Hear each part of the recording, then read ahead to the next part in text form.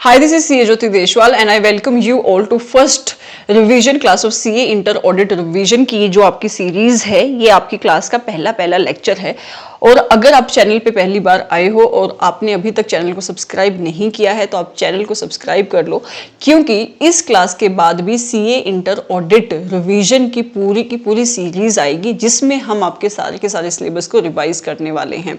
ठीक है, ये आपकी डिटेल्ड रिवीजन क्लासेस होंगी। डिटेल्ड का मतलब ये हुआ कि हम इन रिवीजन क्लासेस में आपके सिलेबस को रिवाइज करेंगे, उसके साथ साथ हम कंसेप्ट्स के ऊपर क्लैरिटी लेकर भी चलेंगे। आपके एक चैप्टर को करने के लिए कम से कम इन क्लासेस में 1 से लेकर 1.5 घंटा लग जाएगा। लेकिन जब आपकी एक बार ये डिटेल्ड रिवीजन क्लासेस खत्म हो जाएंगी, उसके बाद चैनल पे क्विक रिवीजन क्लासेस भी आएंगी। क्विक रिवीजन क्लासेस बहुत ही कंसाइज क्लासेस होंगी जिसमें आप अपने चैप्टर को 20 से लेकर 30 मिनट तक खत्म कर पाओगे। ठीक है, आपको ये जो डिटेल्ड रिवीजन क्लासेस हैं, आपको इन क्लासेस को उस टाइम पे देखना चाहिए जब आप एक बार खुद से सेल्फ स्टडी आप कर चुके हो, और आपकी जब क्विक रिवीजन क्लासेस आएंगी, उन क्विक रिवीजन क्लासेस को आप रेफर कर सकते हो जब आपने खुद से 1-2 बार रिवीजन कर लिया है, क्योंकि वो बहुत फास्ट क्लासेस होंगी। ठीक है, starting with the chapter number 1, ये आपके सिलेबस का पहला चैप्टर है और एग्जाम के पर्सपेक्टिव से आप इस चैप्टर में से एक क्वेश्चन एक्सपेक्ट कर सकते हो। केस स्टडी में आ सकता है वो क्वेश्चन, डिस्क्रिप्टिव वाले पोर्शन में आ सकता है। 4 से लेकर 5 नंबर का क्वेश्चन, 4 से लेकर 5 नंबर का क्वेश्चन आप इस चैप्टर से एक्सपेक्ट कर सकते हो। ठीक है, मैं इस चैप्टर को रिवाइज कराने के लिए I am going to use my book, right. मैं अपनी बुक के ये मिनी चार्ट्स यूज कर सकती हूँ। ये मेरी बुक के कंसेप्ट वाइज चार्ट हैं जो हम अपनी क्लास में बनाते हैं। मैं इस कंटेंट को यूज कर सकती हूं, और अगर मुझे लगेगा किसी भी मोमेंट पे कि मुझे रुक के किसी कंसेप्ट को समझाना है, या अगर आपको वहां पे कंफ्यूजन क्रिएट हो सकती है, तो मैं चाहूं तो थोड़ा सा टाइम स्पेंड करके उस कंसेप्ट को समझा भी सकती हूं। आई होप कि आपको एक फ्लो समझ में आ गया है कि इस क्लास का फ्लो क्या रहने वाला है। ठीक है, so I need you to be very attentive and little patient, क्योंकि मैं आपसे ये एक्सपेक्ट नहीं कर रही हूं कि आप सिर्फ मुझसे ये एक्सपेक्ट करो कि मैं सिर्फ यहां पे बैठ के सिर्फ अंडरलाइन करा के कीवर्ड्स बता के बोल के चली जाऊं और आप सिर्फ सुन के चले जाओ। मेरी एक्सपेक्टेशंस आपसे सिर्फ इतनी सी है कि आप मुझे सुनो, लेकिन मेरे साथ साथ आप बोलो भी। ठीक है, so I am starting with the chapter number 1। तो सर, आपका चैप्टर नंबर 1 किस चीज के बारे में बात करता है? चैप्टर नंबर 1 आपका 3 चीजों के बारे में बात करता है। कौन कौन सी? सबसे पहले आपका चैप्टर नंबर 1 आपको बताता है what is the nature and meaning of audit, objective क्या है ऑडिट को करने का। तीसरा ये बताता है कि स्कोप ऑफ ऑडिट क्या है। मतलब आपके चैप्टर में हम 3 ही चीज सीखते हैं कि मीनिंग क्या है ऑडिट का, नेचर क्या है ऑडिट का, ऑडिट को करके ऑडिटर क्या अचीव करना चाहता है, मतलब ऑडिट को करने का ऑडिटर का ऑब्जेक्टिव क्या है, और आपके इस ऑब्जेक्टिव को आपका एसए नंबर 200 बताता है। उसके साथ साथ इस चैप्टर में हम सीखेंगे कि आपके ऑडिट के स्कोप में कौन कौन सी चीजें आएंगी। ठीक है, starting with the first topic जो है आपका मीनिंग क्या है, what is the meaning and definition of audit. यहां पे मैं आपको कुछ कीवर्ड्स लिखवाऊंगी, आपको मेरे साथ साथ उन कीवर्ड्स को बोलना है। What is the meaning of audit? तो सर, ऑडिट है आपकी एक इंडिपेंडेंट एग्जामिनेशन। इंडिपेंडेंट एग्जामिनेशन, मैंने सिर्फ एग्जामिनेशन नहीं बोला, मैंने बोला ऑडिट है एक इंडिपेंडेंट एग्जामिनेशन। और इस इंडिपेंडेंट वर्ड की आपके सब्जेक्ट में बहुत ज्यादा रेलिवेंस है। ये इंडिपेंडेंट वर्ड आपका एसए 200 में भी आता है, इंडिपेंडेंस वर्ड आपका एसए 220 में भी आता है। इंडिपेंडेंस वर्ड को हम चैप्टर नंबर 1 के एंड में भी पढ़ेंगे। तो ऑडिट क्या है? ऑडिट एक इंडिपेंडेंट एग्जामिनेशन है। दूसरा कीवर्ड, अगर मैं कह रही हूं कि ऑडिट एक इंडिपेंडेंट एग्जामिनेशन है, अगर ऑडिट एक एग्जामिनेशन है, तो इसका मतलब कुछ ना कुछ मेरा सब्जेक्ट मैटर भी होगा, कुछ ना कुछ सब्जेक्ट मैटर भी होगा जिसकी एग्जामिनेशन कर रहा होगा auditor.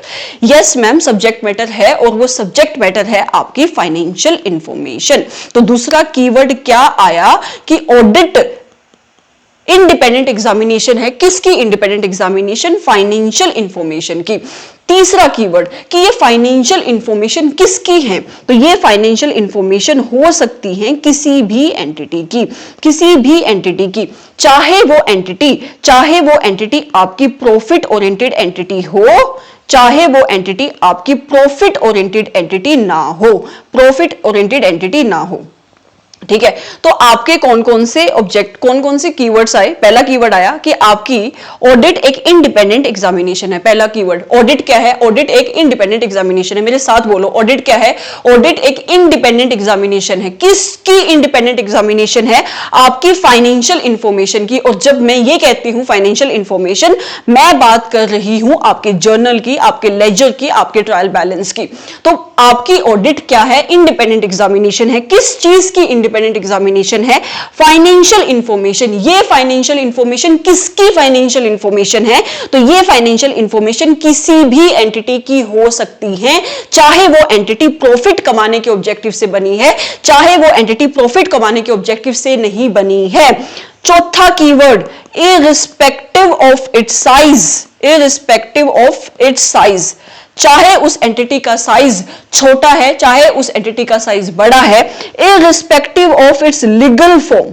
Irrespective of its legal form, चाहे उस एंटिटी की लीगल फॉर्म कुछ भी है, मतलब चाहे वो एंटिटी आपकी कंपनी है, चाहे वो एंटिटी प्रोप्राइटरशिप फर्म है, चाहे वो एंटिटी पार्टनरशिप फर्म है, irrespective of its size, irrespective of its legal form, जहां पे सिक्स्थ कीवर्ड, इस एक्सरसाइज को किया जाता है, इस इंडिपेंडेंट को किया जाता है, इस इंडिपेंडेंट एग्जामिनेशन को किया जाता है with a view to express an opinion thereon. Opinion thereon का मतलब ऑन फाइनेंशियल इंफॉर्मेशन। ठीक है। तो 6 वर्ड आया आपकी ऑडिट की डेफिनेशन में। पहला कीवर्ड क्या आया? पहला कीवर्ड आया कि ऑडिट क्या है? ऑडिट आपकी इंडिपेंडेंट एग्जामिनेशन है। दूसरा कीवर्ड आया इंडिपेंडेंट एग्जामिनेशन किसकी? तो इंडिपेंडेंट एग्जामिनेशन आपकी फाइनेंशियल इंफॉर्मेशन की। तीसरा कीवर्ड, वो फाइनेंशियल इंफॉर्मेशन किसकी होगी मैम? वो फाइनेंशियल इंफॉर्मेशन हो सकती है आपकी किसी भी एंटिटी की, मतलब ऑडिट किसी भी एंटिटी की हो सकती है, चाहे वो एंटिटी प्रॉफिट कमाने के ऑब्जेक्टिव से बनी है, चाहे एंटिटी प्रॉफिट कमाने के ऑब्जेक्टिव से नहीं बनी है, इररिस्पेक्टिव ऑफ इट्स साइज, चाहे उस एंटिटी का साइज छोटा है, चाहे उस एंटिटी का साइज बड़ा है, irrespective of its legal form, चाहे उस एंटिटी की लीगल फॉर्म कुछ भी है, जहां पे इस एग्जामिनेशन को कंडक्ट किया जाता है with a view to express an opinion thereon. तो अगर हम आपके चैप्टर में आके इस डेफिनेशन को पढ़े तो यही डेफिनेशन यहां पे लिखी है कि ऑडिट क्या है। पहला कीवर्ड, ऑडिट आपकी एक इंडिपेंडेंट एग्जामिनेशन है। दूसरा कीवर्ड, मेरे साथ बोलो, किसकी इंडिपेंडेंट एग्जामिनेशन है? तो आपकी फाइनेंशियल इंफॉर्मेशन की इंडिपेंडेंट एग्जामिनेशन है। ये फाइनेंशियल इंफॉर्मेशन किसकी होगी? ये फाइनेंशियल इंफॉर्मेशन किसी भी एंटिटी की हो सकती है। तो आपकी ऑडिट क्या है? इंडिपेंडेंट एग्जामिनेशन है फाइनेंशियल इंफॉर्मेशन की, किसी भी एंटिटी की फाइनेंशियल इंफॉर्मेशन की, चाहे वो एंटिटी प्रॉफिट कमाने के ऑब्जेक्टिव से बनी है, चाहे वो एंटिटी प्रॉफिट कमाने के ऑब्जेक्टिव से नहीं बनी है, इररिस्पेक्टिव ऑफ इट्स साइज और लीगल फॉर्म, चाहे उस एंटिटी का साइज छोटा है, बड़ा है, उसकी लीगल फॉर्म कुछ भी है, जहां पे इस एग्जामिनेशन को कंडक्ट किया जाता है with a view to express an opinion thereon, जहां पे ऑडिट को कंडक्ट किया जाता है एक ओपिनियन देने के लिए, हमारी फाइनेंशियल स्टेटमेंट के ऊपर ओपिनियन देने के लिए। सो आई एम श्योर कि आपको ये डेफिनेशन याद हो गई होगी। एक बार मेरे साथ दोबारा से बोल दो कि ऑडिट क्या है। तो ऑडिट है मैम इंडिपेंडेंट एग्जामिनेशन। ऑडिट क्या है? Audit is an independent examination. किस चीज की इंडिपेंडेंट एग्जामिनेशन? तो मैम ऑडिट इंडिपेंडेंट एग्जामिनेशन है फाइनेंशियल इंफॉर्मेशन की ऑफ एनी एंटिटी, चाहे वो एंटिटी हमारी प्रॉफिट कमाने के ऑब्जेक्टिव से बनी है, चाहे वो एंटिटी प्रॉफिट कमाने के ऑब्जेक्टिव से नहीं बनी है, इररिस्पेक्टिव ऑफ इट्स साइज और लीगल फॉर्म, जहां पे इस एग्जामिनेशन को कंडक्ट किया जाता है with a view to express an opinion on the financial statement. मैंने इस डेफिनेशन को कम से कम 4-5 बार पढ़ा दिया है इस क्लास में, जबकि ये रिवीजन क्लास है। इसी वजह से मैंने कहा है कि ये एक डिटेल्ड रिवीजन क्लास है। हम रिवाइज करेंगे, ये अभी भी उतनी रिवीजन नहीं है, उतना क्लैरिटी नहीं है जितना हम अपनी रेगुलर क्लास में करते हैं, लेकिन फिर भी ऑब्जेक्टिव यही है कि आप इस चैप्टर को जब सुन के जाओ, देख के जाओ, तो आपको ये चैप्टर याद हो। ठीक है। तो आई होप कि आपको ये डेफिनेशन याद होगी और आपको ये डेफिनेशन बाय हार्ट याद होनी चाहिए। अगर कोई नींद में से उठ के भी बोले कि ऑडिट क्या है, ऑडिट क्या है, तो आप नींद में से उठ के भी इन 6 कीवर्ड्स को बता सको कि ऑडिट ये है। मूविंग फॉरवर्ड, सेकंड टॉपिक आता है आपका ऑब्जेक्टिव्स ऑफ ऑडिट क्या है। तो अब मेरी बात सुनो, ऑडिटर को यह पता लग गया कि ऑडिट क्या है। अब ऑडिटर का अगला सवाल हो सकता है कि मैं ऑडिट करके अचीव क्या करूंगा। तो ऐसे 200 आपके ऑडिटर को बताता है। कौन बताता है? ऐसे 200 इस टाइम पे मैं अज्यूम कर रही हूं कि आपको सब कुछ पता है कि स्टैंडर्ड्स क्या होते हैं, रीजनेबल एश्योरेंस क्या होती है, मटेरियल मिसस्टेटमेंट क्या होती है, आपको इन सारी चीजों का मतलब पता है। मैं ये अज्यूम कर रही हूं कि अगर आप रिवीजन क्लासेस देखने बैठे हो तो आपको ऑडिट आती है, आपको ऑडिट समझ में आती है। आपको याद है या नहीं याद है उससे मुझे कोई फर्क नहीं पड़ता, क्योंकि आप याद यहां पे करके जाओगे, लेकिन मैं ये अज्यूम कर रही हूं कि आपको ऑडिट समझ में आती है कि सब्जेक्ट क्या है। ठीक है, तो सर आपका अगला टॉपिक है कि ऑब्जेक्टिव क्या है ऑडिट का, मतलब आपका ऑडिटर ऑडिट करके इस इंडिपेंडेंट एग्जामिनेशन को करके अचीव क्या करना चाहता है, उसको क्या अचीव करना है। तो आपका ऐसे 200 बताता है कि ऑडिटर आपको ऑडिट करके 2 चीजें अचीव करनी है। कौन कौन सी चीजें मैम? आपका ऐसे 200 ऑडिटर को कहता है कि ऑडिटर तुम्हें एक रीजनेबल अश्योरेंस ऑब्टेन करनी है। क्या ऑब्टेन करनी है? एक रीजनेबल अश्योरेंस। मेरे साथ बोलो, क्या ऑब्टेन करनी है? आपको एक रीजनेबल अश्योरेंस ऑब्टेन करनी है। रीजनेबल अश्योरेंस किस चीज की? कि जो भी फाइनेंशियल स्टेटमेंट है, वही फाइनेंशियल स्टेटमेंट जिसके बारे में हमने अभी अभी आपकी ऑडिट की डेफिनेशन में बात करी, वहां पे वर्ड फाइनेंशियल इंफॉर्मेशन यूज था। उसका रीजन ये है कि फाइनेंशियल इंफॉर्मेशन से ही आपकी फाइनेंशियल स्टेटमेंट बनती है। ठीक है, आपके जो भी जर्नल होते हैं, जो भी लेजर होते हैं, ट्रायल बैलेंस होते हैं, उनसे ही आपके अल्टीमेटली फाइनेंशियल स्टेटमेंट्स बनती है। मतलब आपके प्रॉफिट एंड लॉस अकाउंट बनता है, आपकी बैलेंस शीट बनती है, कैश फ्लो स्टेटमेंट बनती है।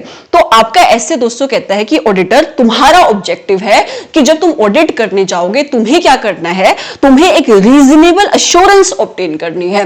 रीजनेबल अश्योरेंस किस चीज की? कि जो भी फाइनेंशियल स्टेटमेंट तुम चेक कर रहे हो वो financial statement as a whole, इस वर्ड को छोड़ मत देना।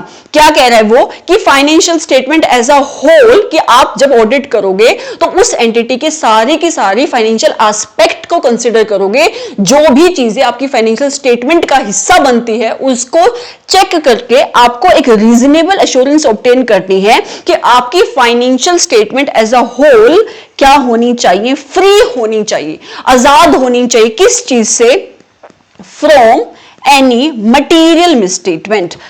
फ्रॉम एनी मटीरियल मिसस्टेटमेंट मतलब आपकी फाइनेंशियल स्टेटमेंट्स में कोई भी मटीरियल, आई अंडरस्टैंड इस मोमेंट पे मैं मटीरियलिटी का मतलब नहीं बताऊंगी, आपने ऐसे 320 पढ़ा होगा, आपने जब अपनी क्लासेस भी ली होंगी रेगुलर क्लासेस, तो आपके टीचर ने आपको इन सारे वर्ड्स का मतलब बताया होगा। ठीक है, मैं बीच बीच में रुक के नहीं बोलूंगी कि आपको इस वर्ड का मतलब आता है कि नहीं आता, क्योंकि फ्लो टूटता है लेक्चर का।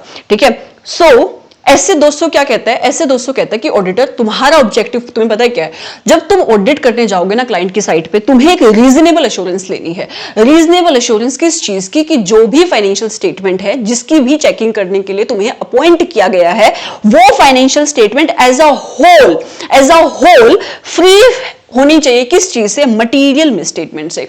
मटीरियल मिसस्टेटमेंट से। अब मेरी बात सुनो, रीजनेबल एश्योरेंस का मतलब क्या? रीजनेबल एश्योरेंस को समझने से पहले तुम समझो एश्योरेंस का मतलब क्या। तो एश्योरेंस का मतलब होता है कंफर्ट लेना। एश्योरेंस का मतलब होता है कंफर्ट लेना, कि आपके ऑडिटर को एक कंफर्ट लेना है, एक विश्वास दिलाना है अपने आप को कि जो भी फाइनेंशियल स्टेटमेंट वो चेक कर रहा है, उन फाइनेंशियल स्टेटमेंट में एज अ होल कोई भी मटीरियल मिसस्टेटमेंट नहीं है। और ये कंफर्ट कैसा होना चाहिए? ये कंफर्ट होना चाहिए रीजनेबल। रीजनेबल का मतलब हुआ एक हाई लेवल, लेकिन ये लेवल एब्सोल्यूट लेवल नहीं है। मतलब आपका ऑडिटर 100% कंफर्ट नहीं ले सकता। आपका ऑडिटर 100% तरीके से ये नहीं कह सकता कि जो भी फाइनेंशियल स्टेटमेंट मैंने चेक करी है, मैं आपको गारंटी देता हूं कि उन फाइनेंशियल स्टेटमेंट में कोई भी गलती नहीं है। और इसका रीजन ये है कि आपकी ऑडिट की कुछ इनहेरेंट लिमिटेशंस होती हैं जिसको चाह कर भी आपका ऑडिटर रिमूव नहीं कर सकता, और उन इनहेरेंट लिमिटेशंस के बारे में हम सीखते हैं ऐसे 200 में। ठीक है, तो अभी के लिए तुम्हें सिर्फ ये सीखना है कि ऐसे 200 ऑडिटर के ऊपर क्या ऑब्जेक्टिव सेट करता है। एक सेकेंड रुको, मैं एसी ऑन करके आती हूं यार। आपका ऐसे दोस्तों आपके ऑडिटर के ऊपर क्या ऑब्जेक्टिव सेट करता है? तो आपका ऐसे कहता है कि ऑडिटर तुम्हारा ऑब्जेक्टिव है, मेरे साथ बोलो कि तुम्हें क्या लेना है? तुम्हें एक रीजनेबल एश्योरेंस लेनी है। तुम्हें एक रीजनेबल एश्योरेंस लेनी है किस चीज की? कि जो भी फाइनेंशियल स्टेटमेंट तुम चेक कर रहे हो, उन फाइनेंशियल स्टेटमेंट में कोई भी मटीरियल मिसस्टेटमेंट नहीं होनी चाहिए। और जब तुम ये अश्योरेंस ले लोगे उसके बाद अपने हाथ पे हाथ रख के मत बैठना, तुम्हें इस अश्योरेंस की, अपनी इस कंफर्ट की कम्युनिकेशन भी करनी है। कम्युनिकेशन करनी है, कैसे कम्युनिकेट करोगे तुम? एक रिपोर्ट बना के कम्युनिकेशन करोगे इन दी ऑडिट रिपोर्ट। कम्युनिकेशन कैसे करोगे? इन दी ऑडिट रिपोर्ट। कैसे करोगे, किस तरीके से करोगे? तो वो ऐसे कहता है कि वो भी हम ही बताएंगे, मतलब as per the requirement of assess आपको इसकी कम्युनिकेशन करनी है। तो यहां पे आके अगर हम अपनी बुक में देखें कि ऑब्जेक्टिव क्या है ऑडिट करने के, तो ऐसे 200 बताता है कि ऑडिटर का ओवरऑल ऑब्जेक्टिव क्या है। इस ओवरऑल वर्ड की भी रेलिवेंस है, क्योंकि आपके जितने भी एसेज हैं वो एसेज भी आपके ऑडिटर के ऊपर एक इंडिविजुअल ऑब्जेक्टिव सेट करते हैं। आपके पूरे के पूरे ऑडिट में सिर्फ ऐसे 200 ही एक ऐसा ऐसे है जहां पे ओवरऑल वर्ड यूज हुआ है। रीजन बीइंग, इस ऐसे में ऑडिटर का ऑडिट करने का ओवरऑल ऑब्जेक्टिव सेट किया जाता है। और ऐसे 200 कहता है कि ऑडिटर, तुम्हारा ऑब्जेक्टिव है कि तुम्हें क्या ऑब्टेन करना है, कि जो भी आपकी फाइनेंशियल स्टेटमेंट है उनके रिगार्ड में आपको ये ऑब्टेन करना है कि आपको एक रीजनेबल अश्योरेंस ऑब्टेन करनी है कि जो भी आपकी फाइनेंशियल स्टेटमेंट है वो फाइनेंशियल स्टेटमेंट फ्री होनी चाहिए। किस चीज से? मटीरियल मिसस्टेटमेंट से। चाहे वो मिसस्टेटमेंट आपकी एरर की वजह से हो रही हो या वो फ्रॉड की वजह से हो रही हो, ठीक है। उसके साथ साथ जब आप एक इस रीजनेबल कंफर्ट को ऑब्टेन कर लोगे, उसके बाद आपको एक ऑडिट रिपोर्ट बनानी है और आपको अपनी इस ओपिनियन की, अपनी इस रीजनेबल एश्योरेंस की कम्युनिकेशन कर देनी है इन एज पर the requirement of SAs and in the audit report. I am sure कि आपको समझ में आ गया है सबसे पहले कि ऑडिट का मतलब क्या है, वो 6 कीवर्ड्स, और आपका ऐसे 200 ऑडिटर के ऊपर ऑडिट करने का ऑब्जेक्टिव क्या सेट करता है। मूविंग फॉरवर्ड स्कोप क्या है ऑडिट का? मैंने आपको 3 चीजें इस चैप्टर में, जब बिगनिंग हमने करी, मैंने आपको 3 चीजें बोला था कि इस चैप्टर में हम 3 चीजें सीखेंगे। नेचर क्या है, मतलब क्या है ऑडिट का। दूसरा मैंने बोला था कि ऑडिट करने का ऑडिटर का ऑब्जेक्टिव क्या है। तीसरा मैंने बोला था कि इस चैप्टर में हम सीखेंगे कि ऑडिट के स्कोप में कौन कौन सी चीजें आती हैं। तो ये आपका वही तीसरा क्वेश्चन है कि ऑडिट के स्कोप में कौन कौन सी चीजें आती हैं, मतलब ऑडिट की कवरेज क्या है। ऑडिट की कवरेज क्या है? तो आपके इंस्टीट्यूट ने, और आप इसको लर्न करोगे, बहुत इंपॉर्टेंट क्वेश्चन है आपके इंस्टीट्यूट ने बहुत ही अजीब तरीके से इस क्वेश्चन को फ्रेम किया है। ये आपके 5 पॉइंट्स हैं, 5 पॉइंट्स हैं जो आपके ऑडिट के स्कोप में आते हैं। जैसे आपके इंस्टीट्यूट ने इसको फ्रेम किया है, हम इसको वैसे ही याद करेंगे। तो देखो, हमने अपनी क्लास में तो बनाया हुआ है ये कंसेप्ट वाइज चार्ट, जो हम अपनी क्लास में बनाते हैं रेगुलर क्लास में, ठीक है। प्लस अपने जो भी फास्ट ट्रैक बैचेस होते हैं, प्लस जो भी हमारा लर्नर्स बैच है, सब में हम भी चार्ट बनाते हैं। लेकिन क्योंकि मेरा ऑब्जेक्टिव है कि आपको रिवाइज हो सके, रिवाइज करने के साथ साथ हम याद कर सके, तो ये क्वेश्चन बहुत इंपॉर्टेंट है। तो आप मेरे साथ साथ इस क्वेश्चन को, मतलब मैं खुद आपको चार्ट बनाती हूँ, आप मेरे साथ साथ चाहो तो रफ नोटबुक में इस चार्ट को बना सकते हो, क्योंकि आप एक बार अगर इस चार्ट को अपने हाथ से बना लोगे, उसके बाद इन पॉइंट्स को पढ़ोगे ना, तो आपको ये स्कोप वाला क्वेश्चन बहुत ईजी लगेगा, ठीक है। तो स्कोप ऑफ ऑडिट में क्या क्या चीजें आती हैं, बहुत इंपॉर्टेंट क्वेश्चन, एग्जाम के पर्सपेक्टिव से बहुत इंपॉर्टेंट क्वेश्चन। तो स्कोप ऑफ ऑडिट में आपका इंस्टीट्यूट कहता है टोटल 5 चीजें आएंगी। मतलब कौन कौन से? स्कोप ऑफ ऑडिट का मतलब है कि ऑडिटर को जब वो ऑडिट करने जाएगा, अपनी ऑडिट की कवरेज क्या करनी है, मतलब उसको क्या क्या चीजें अपनी ऑडिट में इंक्लूड करनी है। तो सबसे पहले आपके ऑडिटर को सारे के सारे एस्पेक्ट लेने हैं। क्या लेने हैं? All the aspect of the entity, all the aspects of the entity. Ma'am, आप ये कह रहे हो कि ऑडिटर एंटिटी के जितने भी काम होते हैं, जितने भी फंक्शंस हैं, जितने भी एस्पेक्ट्स हैं, सारे के सारे एस्पेक्ट को कंसीडर करेगा जब वो ऑडिट करने जाएगा। मैंने बोला हाँ, मैं बिल्कुल यही कह रही हूं कि आपके ऑडिटर के स्कोप में एंटिटी के सारे एस्पेक्ट्स आएंगे, all the aspects of audit. लेकिन सिर्फ वो एस्पेक्ट्स जो आपकी एंटिटी की फाइनेंशियल स्टेटमेंट से रिलेट करते हैं, सिर्फ वो एस्पेक्ट जो आपकी एंटिटी की फाइनेंशियल स्टेटमेंट से रिलेट करते हैं। तो आपके ऑडिटर के स्कोप में एंटिटी के कौन से एस्पेक्ट आएंगे? तो आएंगे फाइनेंशियल एस्पेक्ट्स। अब आपका क्वेश्चन मुझसे यह हो सकता है कि मैम, अगर कोई नॉन फाइनेंशियल एस्पेक्ट है, मतलब जिसका आपकी एंटिटी के फाइनेंशियल एस्पेक्ट से या फाइनेंशियल स्टेटमेंट से कोई लेना देना नहीं है, तो ऑडिटर उसकी चेकिंग नहीं करेगा। आंसर इज यस, आपका ऑडिटर उसकी चेकिंग नहीं करेगा। लेकिन अगर उस नॉन फाइनेंशियल एस्पेक्ट का इफेक्ट आपकी एंटिटी की फाइनेंशियल स्टेटमेंट्स पे पड़ रहा है, तो आपका ऑडिटर उस इफेक्ट को भी कंसिडर करेगा। तो आपके ऑडिटर के स्कोप में सबसे पहले क्या आता है, एंटिटी के all the aspect which are related to the financial statement of the entity। दूसरा पॉइंट, आपका ऑडिटर जब ऑडिट करेगा वो अपने स्कोप में क्या करेगा, वो चेक करेगा, क्या चेक करेगा कि जो भी फाइनेंशियल इंफॉर्मेशन, हमें ऑडिट के डेफिनेशन में हमने क्या सीखा था कि ऑडिट इंडिपेंडेंट एग्जामिनेशन है, किसकी, फाइनेंशियल इंफॉर्मेशन की। तो आपके जब आपका ऑडिटर ऑडिट करेगा तो वो ये चेक करेगा, उसको चेक करनी है फाइनेंशियल इंफॉर्मेशन, कि जो भी फाइनेंशियल इंफॉर्मेशन आपकी एंटिटी के अकाउंटिंग रिकॉर्ड्स में है, आपकी एंटिटी के अकाउंटिंग रिकॉर्ड्स में है। अकाउंटिंग रिकॉर्ड्स का मतलब जो भी उसके जर्नल में है, उसके लेजर में है, उसके ट्रायल बैलेंस में है, ठीक है, जो भी फाइनेंशियल इंफॉर्मेशन, जो भी ट्रांजैक्शंस आपकी एंटिटी ने अपने अकाउंटिंग रिकॉर्ड्स में रिकॉर्ड की हुई हैं, वो रिलायबल हैं। क्या होनी चाहिए, वो भरोसा करने लायक होनी चाहिए, वो रिलायबल होनी चाहिए, ठीक है। ये आपका दूसरा पॉइंट है। तीसरा पॉइंट है कि आपका ऑडिटर ये भी चेक करेगा, क्या चेक करेगा, कि जो भी डिस्क्लोजर्स आपकी एंटिटी ने अपने फाइनेंशियल स्टेटमेंट्स में दिए हैं, आपकी एंटिटी को क्या देने पड़ते हैं, डिस्क्लोजर्स देने पड़ते हैं। आई एम श्योर कि आपने प्रॉफिट एंड लॉस अकाउंट सीखा होगा बनाना, आपने 11th 12th में आपने बैलेंस शीट बनानी सीखी होगी, शेड्यूल 3 सीखा होगा, तो आपको पता होगा डिस्क्लोजर्स क्या होते हैं, ठीक है। और आपको यह भी पता होगा अगर आपने रेगुलर क्लास ली है कि फाइनेंशियल रिपोर्टिंग फ्रेमवर्क क्या होता है। तो आपका स्कोप का पॉइंट कहता है कि आपके ऑडिटर के स्कोप में यह भी आएगा कि आपका ऑडिटर ये चेक करेगा कि जो भी डिस्क्लोजर्स आपके ऑडिटर को करने हैं एज पर the requirement of financial reporting framework, मतलब जो भी मेरे एएस बोलता है, जो भी मेरा इंडेस बोलता है, जो भी फाइनेंशियल रिपोर्टिंग फ्रेमवर्क आपकी एंटिटी के ऊपर एप्लीकेबल होता है, आपकी एंटिटी ने सारे के सारे डिस्क्लोजर्स अपनी फाइनेंशियल स्टेटमेंट में इंक्लूड करे हैं। तो आपके ऑडिटर को तीन पॉइंट अपने स्कोप में लेने हैं। कौन कौन से? सबसे पहला, ऑडिटर आपके एंटिटी के सारे फाइनेंशियल एस्पेक्ट को इंक्लूड करेगा। दूसरा, आपका ऑडिटर ये चेक करेगा कि जो भी फाइनेंशियल इंफॉर्मेशन आपके अकाउंटिंग रिकॉर्ड्स में है वो फाइनेंशियल इंफॉर्मेशन क्या होनी चाहिए, रिलायबल होनी चाहिए। तीसरा पॉइंट कि जो भी डिस्क्लोजर्स आपकी एंटिटी को करने थे अपनी फाइनेंशियल स्टेटमेंट में एज पर the requirement of financial reporting framework आपकी एंटिटी ने उन डिस्क्लोजर्स को किया है। अब आपका आता है चौथा पॉइंट और पांचवा पॉइंट। ये फोर्थ एंड फिफ्थ पॉइंट आपके इन्हीं दो पॉइंट से ड्राइव होते हैं, सेकंड और थर्ड पॉइंट से। कैसे? सुनो, आपका फोर्थ पॉइंट कहता है इन इवैल्यूएटिंग, कि जब आपका ऑडिटर ये इवैल्यूएट कर रहा होगा वेदर कि क्या financial information which is contained in accounting records वो रिलायबल है या नहीं, वो ऑथेंटिकेट है या नहीं, उसकी ऑथेंटिसिटी को चेक कर रहा होगा। उस टाइम पे आपका ऑडिटर दो टाइप के ऑडिट प्रोसीजर्स परफॉर्म करेगा। कौन कौन से?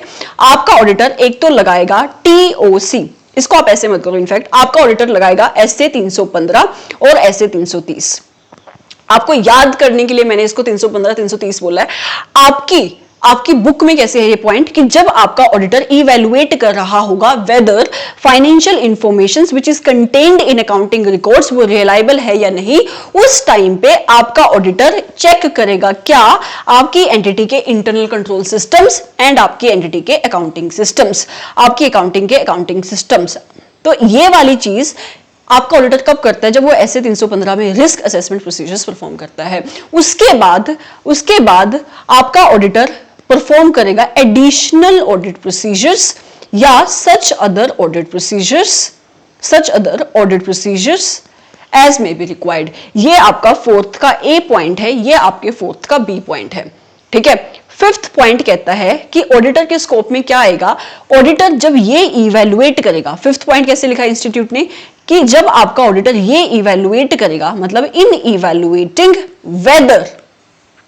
वेदर कि क्या अब मैं साथ साथ में क्वेश्चन लिखना भी सिखा रही हूं, ऑल्दो कि हम अपनी जो लर्नर्स बैच होता है उसमें सीखते हैं सारी चीजें, बट अभी के लिए कोई नहीं, ये क्वेश्चन इंपॉर्टेंट है, मेरे साथ बने रहो।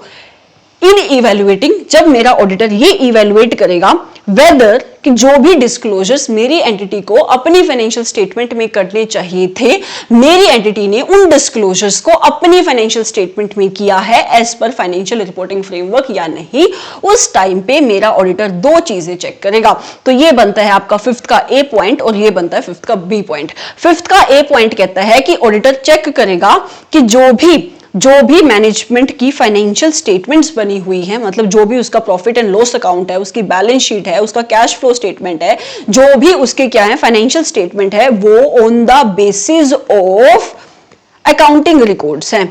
On the basis of accounting records, accounting records का मतलब हुआ कि आपके जो भी जर्नल लेजर और जो भी ट्रायल बैलेंस है उसके अकॉर्डिंग बनी है। मतलब अगर आपके रेंट के लेजर का बैलेंस 2 लाख रुपए आ रहा है तो वही जब प्रॉफिट एंड लॉस अकाउंट बना होगा वहां पे भी रेंट 2 लाख का ही आना चाहिए। तो there should be a match, right. आपके अकाउंटिंग रिकॉर्ड्स को बेस बनाकर आपकी एंटिटी ने फाइनेंशियल स्टेटमेंट बनाई है, आपका ऑडिटर ये चेक करेगा। उसके साथ साथ आपका ऑडिटर ये भी चेक करेगा कि जो भी मैनेजमेंट ने अपनी जजमेंट्स ली है, मैनेजमेंट जब अपनी फाइनेंशियल स्टेटमेंट्स बनाती है उस टाइम पे मैनेजमेंट अपनी क्या लेती है, जजमेंट्स लेती है, अकाउंटिंग एस्टिमेट्स लेती है।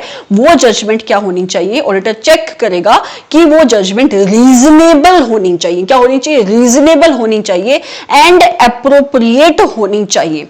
तो those judgement should be reasonable and appropriate, आपका ऑडिटर ये चेक करेगा। तो ये टोटल आपके 5 पॉइंट स्कोप में ऐसे बने हैं। आई एम श्योर कि आपको ये याद हो गया होगा। आप मुझे पोस्ट करके स्क्रीनशॉट ले सकते हो इसका and you can make this chart in your book, okay. और ये बहुत जल्दी जब वेबसाइट लाइव हो जाएगी ये चार्ट अवेलेबल भी होंगे वेबसाइट पे, यू कैन बाय देम, बहुत ही रीजनेबल प्राइस पे अवेलेबल होंगे। पूरे के पूरे सिलेबस के कंसेप्ट वाइज चार्ट है और बहुत ही सुपर्ब चार्ट है, ठीक है। मूविंग फॉरवर्ड, आप इसका स्क्रीनशॉट ले सकते हो, आप खुद से बना सकते हो। अच्छा, अगर हम इन्हीं पॉइंट्स को यहां पे कवर करें कि कौन कौन से 5 पॉइंट आपके स्कोप में आते हैं, तो पहला पॉइंट क्या आता है कि आपकी ऑडिट इस तरीके से ऑर्गेनाइज होनी चाहिए कि एंटिटी के सारे एस्पेक्ट जो आपकी फाइनेंशियल स्टेटमेंट से रिलेट करते हैं वो आपकी ऑडिट का हिस्सा बन जाए। दूसरा पॉइंट हमने क्या पढ़ा कि आपका ऑडिटर ये चेक करेगा कि जो भी इंफॉर्मेशन आपके अकाउंटिंग रिकॉर्ड्स पे कंटेंट है वो इंफॉर्मेशन क्या होनी चाहिए, रिलायबल होनी चाहिए।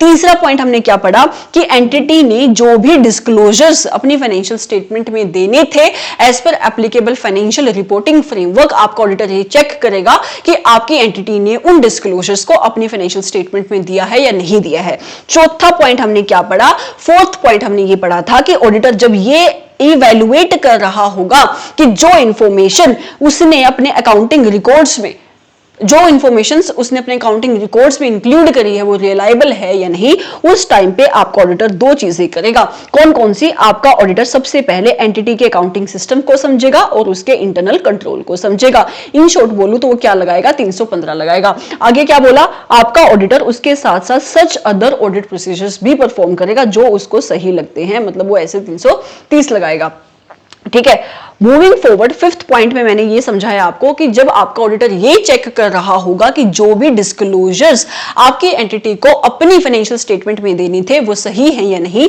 उस टाइम पे आपका ऑडिटर दो चीजें करेगा, ए और बी। कौन कौन सी, पहले वो देखेगा कि जो भी फाइनेंशियल स्टेटमेंट बनी है वो फाइनेंशियल स्टेटमेंट आपके अकाउंटिंग रिकॉर्ड्स के हिसाब से बनी है या नहीं।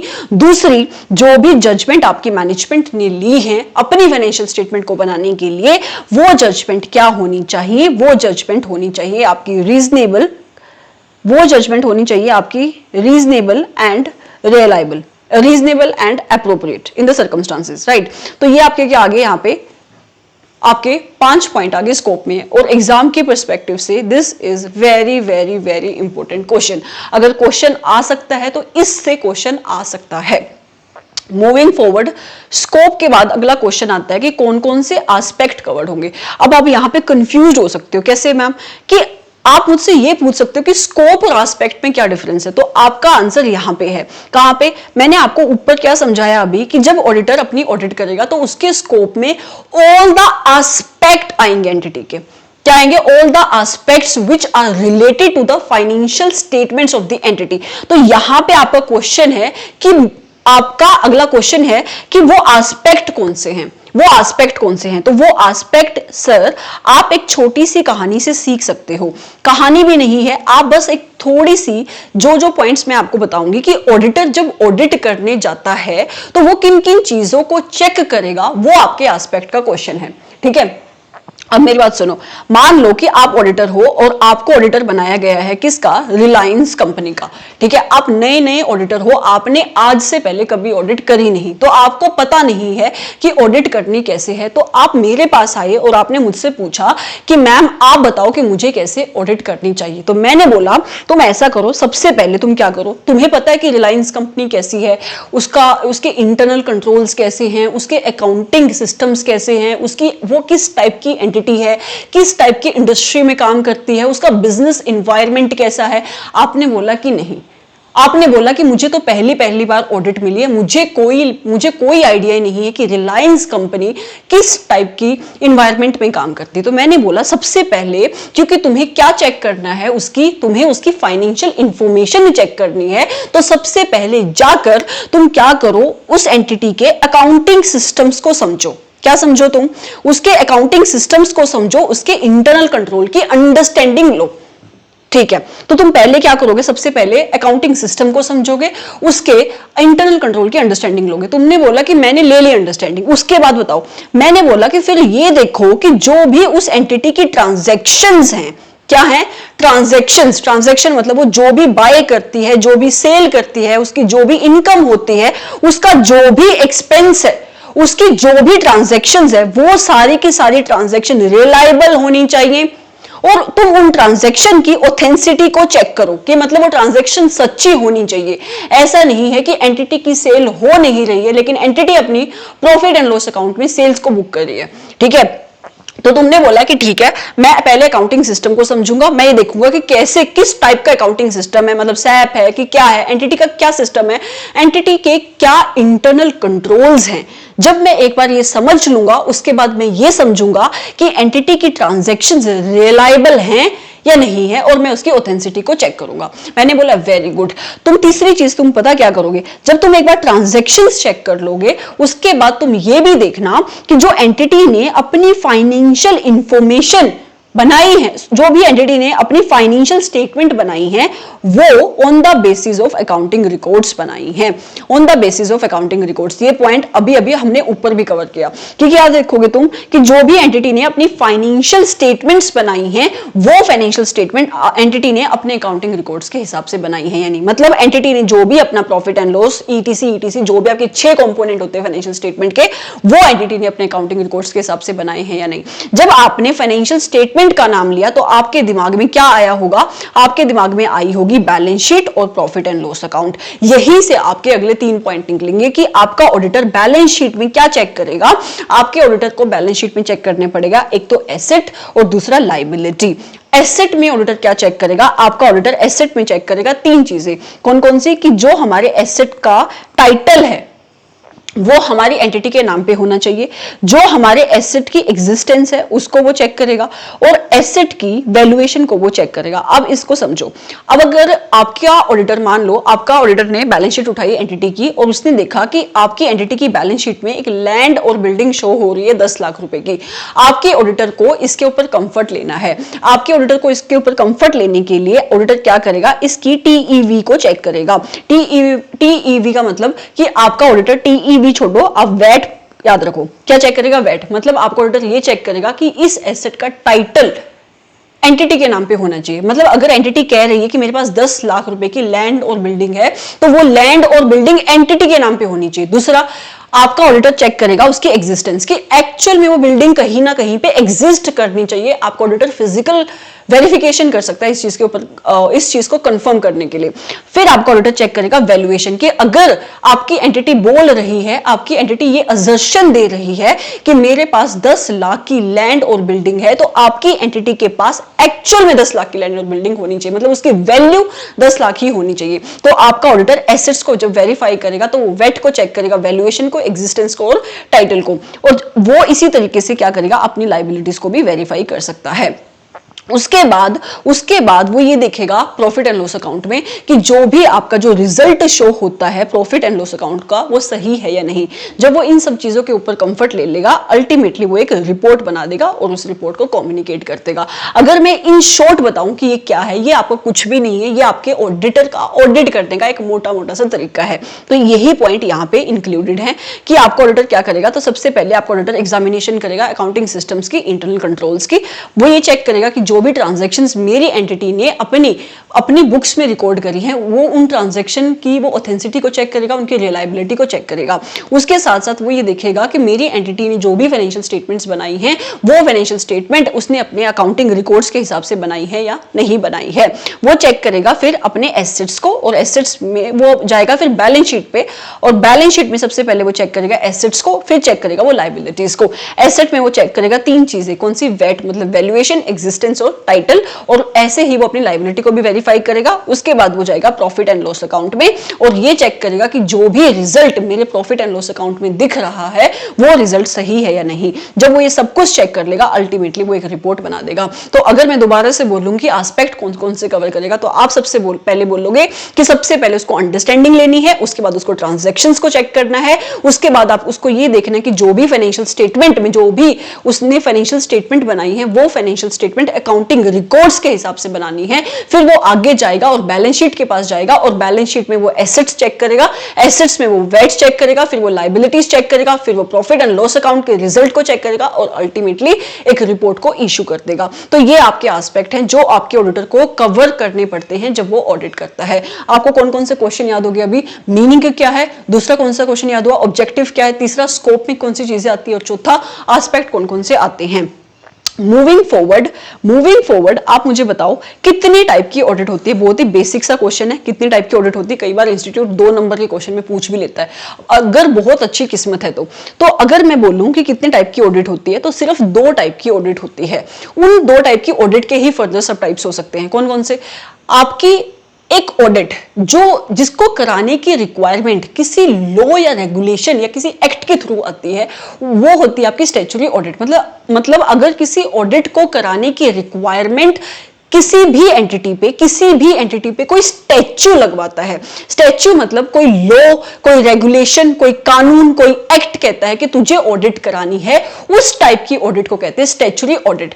स्टैच्यूटरी ऑडिट के अलावा कोई भी ऑडिट होती है, स्टैट्यूटरी ऑडिट के अलावा कोई भी ऑडिट होती है, उसको कहते हो आप वॉलंटरी ऑडिट। मतलब जिसको एंटिटी खुद अपनी मर्जी से कराती है उसको कहते हैं वॉलंटरी ऑडिट। तो सिर्फ 2 ही टाइप की ऑडिट होती है, एक होती है स्टैट्यूटरी ऑडिट और दूसरी होती है वॉलंटरी ऑडिट।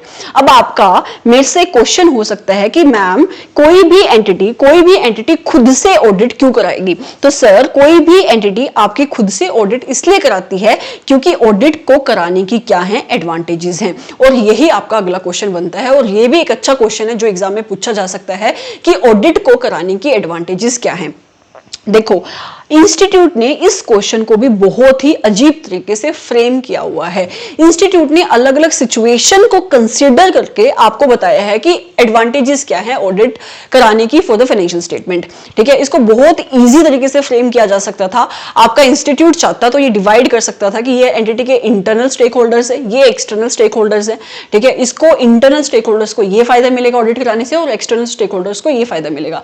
लेकिन इंस्टीट्यूट ने अलग अलग सिचुएशन को इंक्लूड किया है और फिर उसने आंसर लिखा है। आप भी ऐसे ही याद करोगे अगर आपको ऑडिट में नंबर चाहिए तो, क्योंकि जब सजेस्टेड आंसर बनते हैं तो वो आपके स्टडी मटेरियल से बनते हैं, और अगर आप कोई और कंटेंट लिख कर आते हो, भले ही वो कंटेंट सही है, भले ही वो कंटेंट एब्सोल्युटली करेक्ट है, लेकिन आपको नंबर नहीं मिलते। So if you want to secure good marks in audit, you have to learn what is written in your study mat, right. So कौन कौन सी एडवांटेजेस है मैं इसी मटेरियल से कवर करवाऊंगी और आपको खुद ही कवर करना पड़ेगा। मतलब आपको इन सिचुएशंस को याद रखना पड़ेगा। आप 1-2 बार पढ़ोगे तो आपको याद हो जाएगा। पहली एडवांटेजेस क्या है सर, कि आपकी जो ऑडिट है वो सेफगार्ड करती है फाइनेंशियल इंटरेस्ट। क्या सेफगार्ड करती है? Financial interest. ऑब्वियसली हम ऑडिट में चेक क्या करते हैं? Financial statement. ऑडिट में चेक क्या करते हैं? Financial information. तो ये सेफगार्ड क्या करेगी, क्या प्रोटेक्ट करेगी? Financial interest. अगला सवाल आता है कि किसका फाइनेंशियल इंटरेस्ट? तो ऑडिट प्रोटेक्ट करती है फाइनेंशियल इंटरेस्ट उन लोगों का जो आपकी एंटिटी से एसोसिएटेड नहीं है, मतलब आपकी मैनेजमेंट से एसोसिएटेड नहीं है, मतलब वो लोग जो आपके बाहर के लोग हैं, जो आपके एक्सटर्नल स्टेक होल्डर्स हैं, उनके फाइनेंशियल इंटरेस्ट को प्रोटेक्ट करती है। फॉर एग्जांपल आपके शेयर होल्डर्स हो गए, फॉर एग्जांपल आपके बैंकर्स हो गए, फॉर एग्जांपल कोई फाइनेंशियल इंस्टीट्यूशंस हो गए। तो आपकी ऑडिट प्रोटेक्ट करती है financial interest of those persons which are not associated with the management of the entity. Sorry for example क्या हो गया? आपके शेयर होल्डर्स हो गए, बैंकर्स हो गए, फाइनेंशियल इंस्टीट्यूशंस हो गई या पब्लिक एट लार्ज। ठीक है, दूसरा पॉइंट, जब आपका ऑडिटर ऑडिट करने आता है वो क्या चेक करता है? वो फाइनेंशियल इंफॉर्मेशंस को चेक करता है। वो फाइनेंशियल इंफॉर्मेशन बनाते कौन है? तो वो फाइनेंशियल इंफॉर्मेशन बनाते हैं आपके एम्प्लॉइज। तो आपकी ऑडिट आपके एम्प्लॉइज के ऊपर एक मोरल चेक का काम करती है। तो आपकी ऑडिट आपके एम्प्लॉइज के ऊपर एक मोरल चेक का काम करती है। और जब आपके एम्प्लॉइज को पता है कि उनके किए हुए काम को कोई बाहर का बंदा आकर चेक करने वाला है, तो वो क्या नहीं करते? वो डेफिलिकेशंस नहीं करते, वो कोई भी एम्बेजलमेंट नहीं करते, कोई फ्रॉड नहीं करते। ठीक है, तीसरा पॉइंट क्या आता है कि आपकी ऑडिट हेल्प करती है in the settlement of liability for taxes. ठीक है, आपकी फाइनेंशियल स्टेटमेंट यूज में आती है, आपकी ऑडिटेड फाइनेंशियल स्टेटमेंट यूज में आती है for the settlement of the tax liabilities for negotiation of loan. Negotiation of loan को आप समझो, कई जो हमारे बैंक्स होते हैं, जब हमारी एंटिटीज बैंक के पास लोन मांगने जाती हैं तो वो कहते हैं कि लोन तो हम दे देंगे, लेकिन तुम हमें एक सीए सर्टिफाइड फाइनेंशियल स्टेटमेंट्स लाके दो, एक ऑडिटेड फाइनेंशियल स्टेटमेंट्स लाके दो। तो उस टाइम पे आपकी ऑडिटेड फाइनेंशियल स्टेटमेंट आपको लोन दिलाने में भी हेल्प करती है। At the time of purchase consideration, जब तुम डिसाइड करते हो फॉर अ बिजनेस, उस टाइम पे भी ये हेल्प करती है। पीसी आप डिसाइड करते हो जब आप किसी भी बिजनेस को एक्वायर करते हो, उसका मर्जर होता है, उस टाइम पे पॉइंट आता है। ठीक है, फिर कहता है इसके साथ साथ आपकी ऑडिट हेल्प करती है for the settlement of the trade dispute.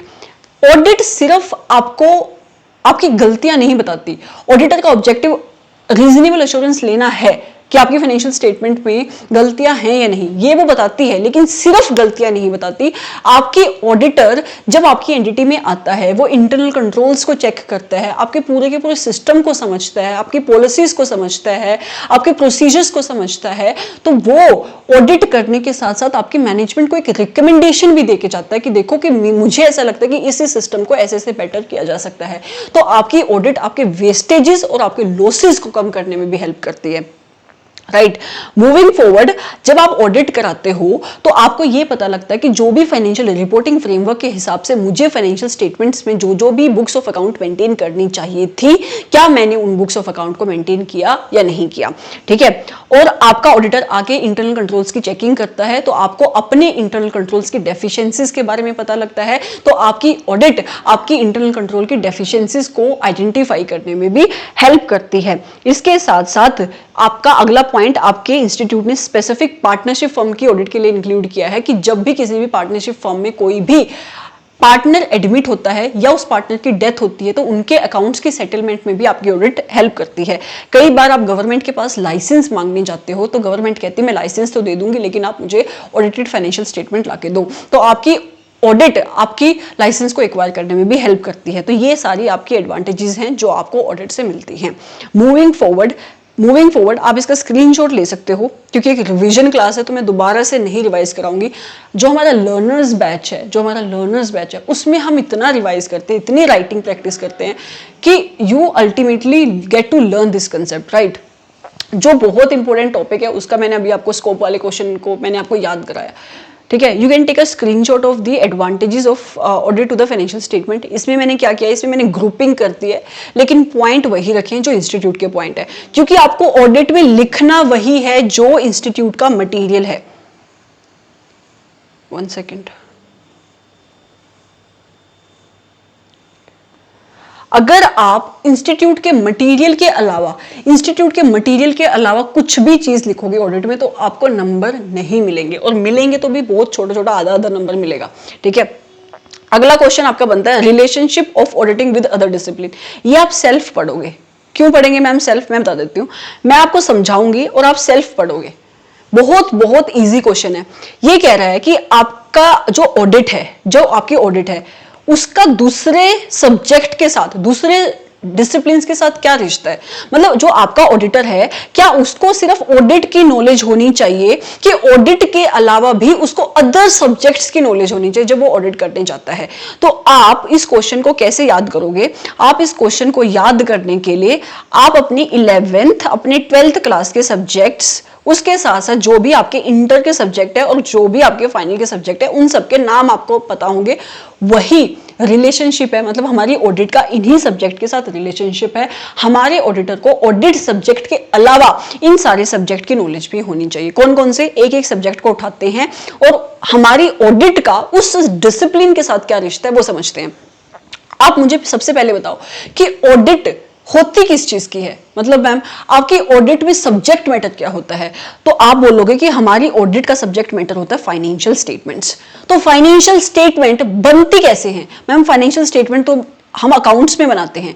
तो मतलब आपके ऑडिटर को नॉलेज होनी चाहिए किसकी? अकाउंट्स की। मतलब आपके ऑडिटर को अकाउंट्स की नॉलेज होनी चाहिए, क्योंकि हमारा ऑडिटर अल्टीमेटली चेक क्या करता है? Financial statement. तो उसको एएस, इंड एएस, आईएफआरएस ये क्या कहते हैं, या जो भी गैप हमारे एंटिटी के ऊपर लगता है वो क्या कहता है, हमारे ऑडिटर को उसकी नॉलेज होनी चाहिए। तो हमारा रिश्ता क्या है ऑडिट का और अकाउंट्स का? आपको समझ में आया कि there is a very close relationship between accounts and auditing.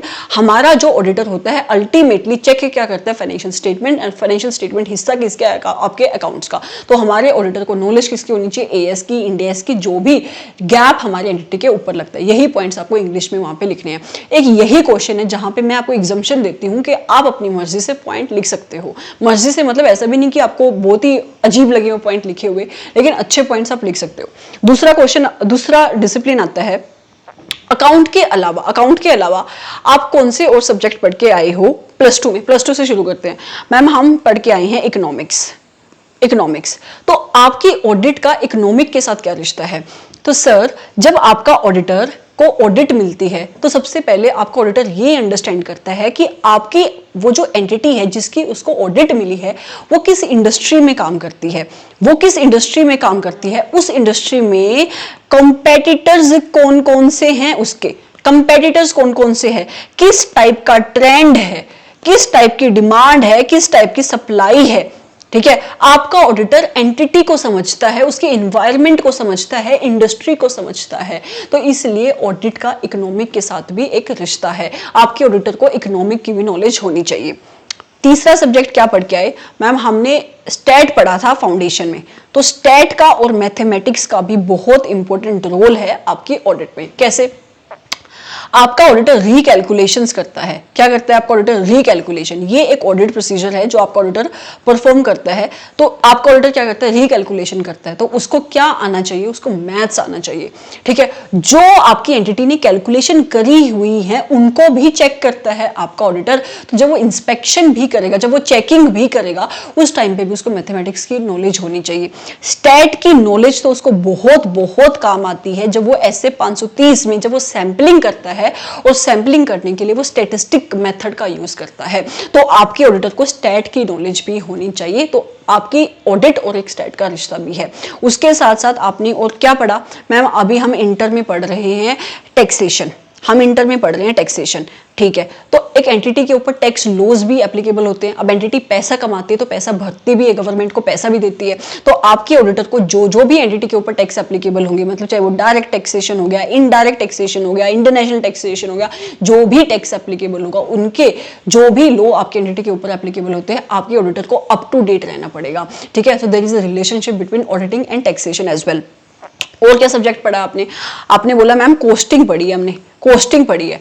तो मतलब आपकी ऑडिटर का, आपकी ऑडिट का एक प्रोडक्शन के साथ भी रिश्ता है। कैसे? अब मान लो आपका ऑडिटर ऑडिट कर रहा है, कहाँ पे, किस एरिया की ऑडिट कर रहा है? वो एक प्रोडक्शन डिपार्टमेंट के एरिया की ऑडिट कर रहा है। वो प्रोडक्शन डिपार्टमेंट के हेड के पास गया और उसने कुछ क्वेश्चन पूछने शुरू करे। ठीक है, उसने बोला कि मटेरियल के रिलेशन में उसने कुछ क्वेश्चन पूछने शुरू करे। तो जब आपके प्रोडक्शन हेड ने, प्रोडक्शन का जो एम्प्लॉय है, प्रोडक्शन का जो हेड था, उसने जब जवाब देना शुरू किया आपके ऑडिटर को, तो उसने कुछ टर्म्स यूज करे। कैसे कैसे टर्म्स, जैसे कि हम इनपुट इतना डालते हैं, हमें आउटपुट इतनी मिल जाती है, हमारी एफिशिएंसी रेशो इतनी है, हमारी एफिकेसी रेशो इतनी है, हमारी इतनी कंट्रीब्यूशन हो जाती है, ये हमारे ओवरहेड्स हैं, ये हमारे फिक्स्ड ओवरहेड्स हैं, ये हमारे वेरिएबल ओवरहेड्स हैं। आपके ऑडिटर को अगर कॉस्ट की नॉलेज नहीं है तो आपका ऑडिटर उसकी कही हुई बातों को कभी भी समझ नहीं पाएगा, कभी भी समझ नहीं पाएगा। तो आपके ऑडिटर को किसकी नॉलेज होनी चाहिए? कॉस्टिंग की और मतलब प्रोडक्शन की नॉलेज होनी चाहिए। उसके साथ साथ आपकी एंटिटी के ऊपर और भी बहुत सारे लॉज एप्लीकेबल होते हैं। मैं टैक्स के लॉज के अलावा बात कर रही हूँ, मतलब जैसे कंपनीज एक्ट हो गया, बिजनेस लॉज हो गए, कमर्शियल लॉज हो गए, लेबर लॉ हो गए। तो आपके ऑडिटर को इन सारे लॉज की भी नॉलेज होनी चाहिए, जो भी लॉज को, जो भी रेगुलेशंस, जो भी एक्ट आपकी एंटिटी के ऊपर एप्लीकेबल होते हैं। उसके साथ साथ अगर आपकी एंटिटी, आपके ऑडिटर को किसकी नॉलेज होनी चाहिए? आप एक सब्जेक्ट आता है फाइनेंशियल मैनेजमेंट का, आपके ऑडिटर को एफएम की नॉलेज भी होनी चाहिए। मतलब ऑडिट का और फाइनेंशियल मैनेजमेंट का बहुत गहरा रिश्ता है। कैसे? मान लो, एक तो ऐसे मान लो कि आपकी एंटिटी अगर एक लिस्टेड एंटिटी है, ठीक है, तो उस टाइम पे आपकी एंटिटी के ऊपर सिर्फ एक लॉ नहीं लगता होगा, मतलब कमर्शियल लॉज लगते होंगे, बिजनेस लॉज लगते होंगे, उसके साथ साथ उसके ऊपर सेबी के भी एक्ट लगते होंगे, ठीक है, एलओडीआर लगता होगा, बहुत सारी जो भी सेबी ने रेगुलेशंस बनाई हैं वो भी एप्लीकेबल होती होंगी। तो आपके ऑडिटर को उसकी भी नॉलेज होनी चाहिए। उसके साथ साथ जब आपकी एंटिटी अपनी रेशियोज दिखाती है, बहुत सारी रेशियोज, तो आपके ऑडिटर को इन रेशियोज को अंडरस्टैंड करना आना चाहिए, कैश फ्लो एनालिसिस करना आना चाहिए, फंड फ्लो एनालिसिस करना आना चाहिए, वर्किंग कैपिटल मैनेजमेंट आपकी एंटिटी कैसे कर रही है, ये सारी चीज़ों की अंडरस्टैंडिंग आपके ऑडिटर को होनी चाहिए। उसके साथ साथ कौन सा पॉइंट रह गया? आप मुझे बताओ और कौन सा सब्जेक्ट रह गया? अकाउंट्स हो गया, इकोनॉमिक्स हो गया, कॉस्टिंग हो गया, फाइनेंशियल मैनेजमेंट हो गया, टैक्सेशन हो गया, स्टैट हो गया, मैथमेटिक्स हो गया। एक बहुत इंपॉर्टेंट सब्जेक्ट रह गया, कौन सा? आईटी। और ये वाली आईटी के बारे में तो हम चैप्टर नंबर 6 में इतना इन डेप्थ जाके पढ़ते हैं कि ऑडिट और आईटी के बीच में इतना गहरा रिश्ता है, क्योंकि आज के टाइम में कोई भी एंटिटी बिना कंप्यूटर सिस्टम के काम नहीं कर रही है। एंटिटी के पास एप्लीकेशंस हैं, एंटिटी के पास सॉफ्टवेयर्स हैं। अगर इनफैक्ट आपका ऑडिटर भी आईटी का यूज करता है जब वो ऑडिट करने जाता है, तो आपके ऑडिटर को किसकी नॉलेज भी होनी चाहिए? आईटी की नॉलेज भी होनी चाहिए। और यही रिश्ता है आपकी ऑडिट और अदर डिसिप्लिन्स के साथ। तो ये क्वेश्चन इसलिए मैंने बोला कि आप सेल्फ करोगे, क्योंकि हमने पूरा का पूरा क्वेश्चन हम ऑलरेडी कवर कर चुके हैं। ओके, और ये बहुत इजी क्वेश्चन है। मूविंग फॉरवर्ड, नेक्स्ट टॉपिक आता है कि आपकी स्टैंडर्ड सेटिंग प्रोसेस कैसे है। इसमें मैं कौन सी चीज़ें कवर करा देती हूँ आपको जो मुझे लगता है कि एग्जाम में पूछी जा सकती हैं। कौन सी मैम? देखो, ये international auditing and assurance standard board क्या है, auditing and assurance standard board क्या है, पहले ये समझ लो, एक ओवरव्यू ले लो। यहाँ से ऑल्दो एग्जाम में रिटन क्वेश्चन नहीं पूछा जा सकता, यहाँ से आपसे एमसीक्यू पूछा जा सकता है, यहाँ से आपसे एमसीक्यू पूछा जा सकता है। International auditing and assurance standard board which is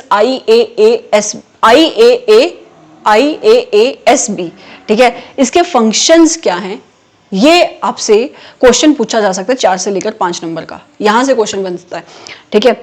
अब मेरी बात सुनो, आपकी एक बॉडी है, कौन सी body? International federation of accountant body, international accountants की इंटरनेशनल बॉडी है, जिसने सेट किया है आपका IAASB, जिसने बनाया है आपकी international accounting and assurance standard board, ठीक है। इस international accounting and assurance standard board के फंक्शंस क्या हैं? तो इसके फंक्शंस है स्टैंडर्ड्स बनाना, इसके फंक्शंस है एश्योरेंस के स्टैंडर्ड्स बनाना। कौन से एश्योरेंस के स्टैंडर्ड बनाना? तो ये एश्योरेंस के स्टैंडर्ड बनाना 1, 2, 3, 4, और मैं इस पूरे के पूरे स्टैंडर्ड वाले इस टॉपिक से यही एक पोर्शन है जो मैं बहुत इंपॉर्टेंट मानती हूँ। आपको इसकी अंडरस्टैंडिंग भी होनी चाहिए, आपको ये याद भी होना चाहिए, इसकी नॉलेज भी होनी चाहिए।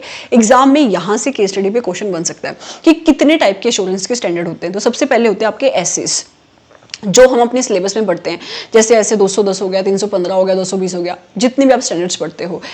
एसेस क्या होते हैं? Standards on auditing. ये क्या होते हैं? ये आपकी ऑडिट के स्टैंडर्ड्स बनाए हुए हैं, ठीक है, जो अप्लाई करने पड़ते हैं ऑडिटर को। किसको अप्लाई करने पड़ते हैं? एंटिटी को नहीं, ऑडिटर को। जब वो ऑडिट करता है किसकी? हिस्टोरिकल फाइनेंशियल इंफॉर्मेशन की।